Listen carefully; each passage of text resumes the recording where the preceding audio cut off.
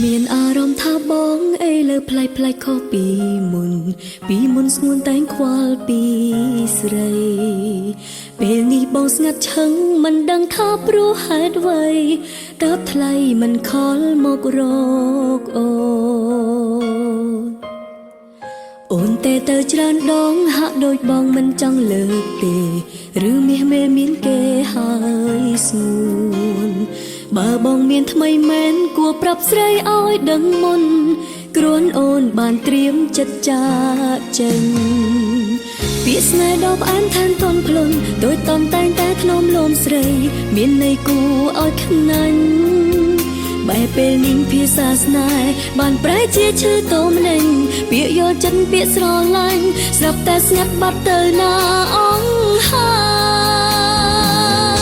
យតើក្នុងទូរស័ព្ទបងអស់ឡើយឬអូនអងដំឡាយសូមប្រាប់មកថ្លៃស្រីមិនខឹងនឹងបងឡើយបើក្នុងចិត្តបងលែងមានអូនស្ងួនឈប់ស្នេហ៍ស្រីហើយមិនអីត្រាំត្រើយយើងអាចចែកផ្លូវគ្នាបើឈប់ស្រឡាញ់ប្រាប់អូនតើកុំឲ្យអូននៅចាំស្រីពីបាក់ទ្រាំពេលបងប្រែផ្លែកពុំងារព្រោះស្នេហ៍អូនដូចប្រឈមមុខទៅនឹងក្តីទុំក្រំគ្រាកុំចង់បែកគ្នាតាមទង្វើនេះអី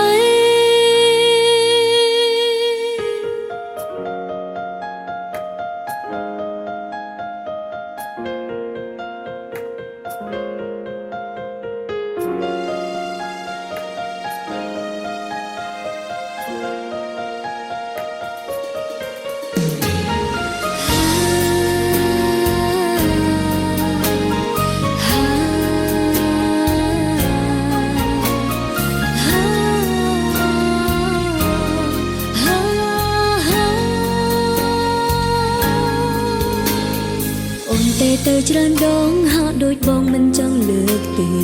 ឬមាសមេមានគេហើយស្ងួនបើបងមានថ្មីមែនគួរប្រាប់ស្រីឲ្យដឹងមុនគ្រាន់អូនបានត្រៀមចិត្តចាកចេញពាក្យស្នេហ៍ដ៏ផ្អែមថែមតន់ភ្លន់ដូចតន់តែងតែធ្នមលោមស្រីមានន័យគួរឲ្យខ្នាញ់បែបពេលនេះភាសាស្នេហ៍បានប្រែជាឈឺតោមលេងពាក្យយកចិត្តពាក្យស្រឡាញ់ស្រាប់តែស្ងាត់បាត់ទៅណាអង្ហើយតើក្នុងទូរស័ព្ទបងអស់ឡើយឬអូនអងដំឡាយសូមប្រាប់មកថ្លៃស្រីមិនខឹងនឹងបងឡើយបើក្នុងចិត្តបងលែងមានអូនស្ងួនឈប់ស្នេហ៍ស្រីហើយមិនអីត្រាំត្រើយយើងអាចចែកផ្លូវគ្នាបើឈប់ស្រឡាញ់ប្រាប់អូនតើកុំឲ្យអូននៅចាំស្រីពីបាក់ទ្រាំពេលបងប្រែផ្លែកពុំ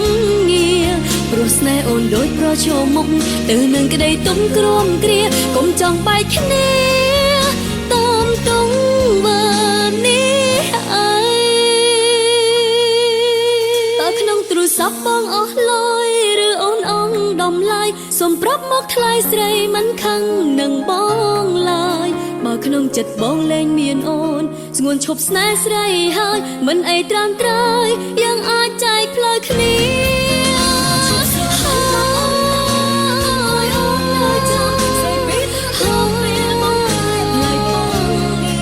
ព្រោះស្នេហ៍អូនដូចប្រឈមមុខទៅនឹងក្តីទុំក្រំគ្រាកុំចង់បែកគ្នា